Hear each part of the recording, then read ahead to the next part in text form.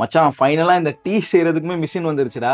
Machine டீலாம் என்னைக்குடா நல்லா இருந்திருக்கு? தம்பி நீ நினைக்கிற மாதிரி இந்த ரயில்வே ஸ்டேஷன்ல போடுவாங்கல்ல மிஷின், அந்த மாதிரிலாம் கிடையாது. இதுல பால் தனியா, டீ தூள் தனியா, சக்கரை தனியா நீ அதுல கொடுத்துடணும். அதுவும் மேற்கொண்டு உனக்கு ஸ்ட்ராங்கா வேணுமா, லைட்டா வேணுமா, 2 ஸ்பூன் சுகர் வேணுமா, இல்ல சுகரே வேணுமா, எல்லாத்தையுமே கஸ்டமைஸ் பண்ணிக்கலாம் இந்த ஒரு மிஷின்ல. சரி, என்ன ஒரு 4-5 பேருக்கு போடலாமா? டேய், ரீசெண்டா ஒரு கல்யாணத்துக்கு போனேன், அங்க இந்த மிஷின் வச்சு கொடுத்துட்டு இருக்காங்கடா.